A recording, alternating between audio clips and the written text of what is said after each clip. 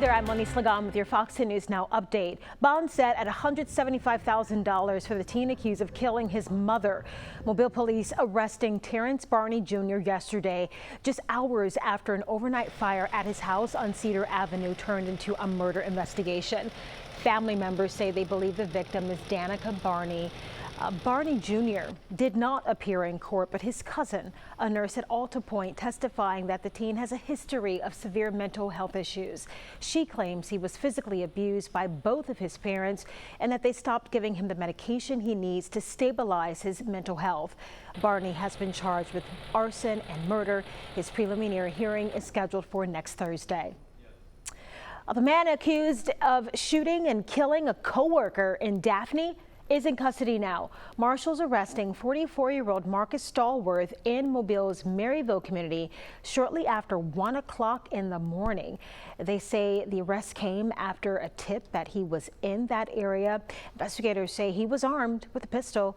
Stallworth is charged with murder, accused of killing 45-year-old Yafet Hunter at the Friendship Road dirt pit in Daphne yesterday morning during some sort of argument.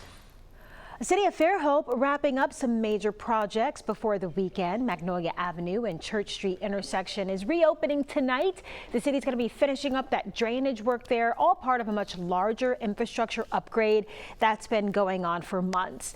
This as crews are wrapping up much needed repair work to the South Beach bulkhead area just in time for this weekend's tropical system. A lot of communities are still recovering from Hurricane Sally and Zeta, and now we're in hurricane season again. We're expecting a lot of rain this weekend, so we're already as a team meeting, talking about this next hurricane season, the plans we have in place, what we did well through Sally and Zeta, and what we can do better.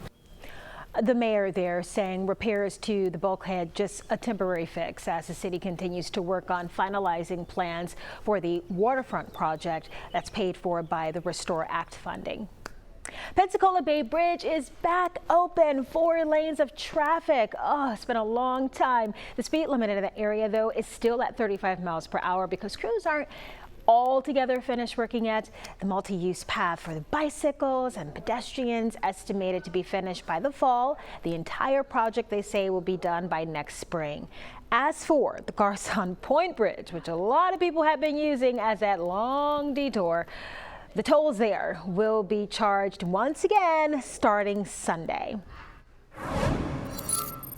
All eyes on what's happening in the Bay of Campeche in the Gulf of Mexico here as we're looking at a potential tropical system getting going here. Right now it's not all that well organized. Most of it's pretty lopsided too, with the moisture out on the eastern side of what is really a weak, broad area of low pressure right now. We do think there is a very high chance this is going to become a tropical depression or a tropical storm and come close enough to us to cause for some problems. Now you can see the track here looks like Texas or to Louisiana. If it comes for central Louisiana, we'll definitely see some rainfall impacts with what is right now Invest 92L. Could get a name or a number, but we're looking at winds at 30 miles per hour. It's moving north at 12.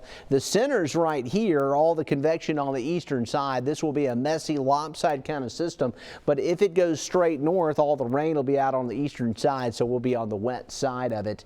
And you can see it right there. The center here pretty devoid of showers and thunderstorms right now. Computer model still kind of all over the place, but suggesting that Texas or Louisiana would be the most likely scenario with a pretty fast forward speed. We're thinking Saturday and Sunday will be very wet days for us, and we may be left over in that moist plume in the wake of the system into early next week. Here is your forecast over the next 7 days.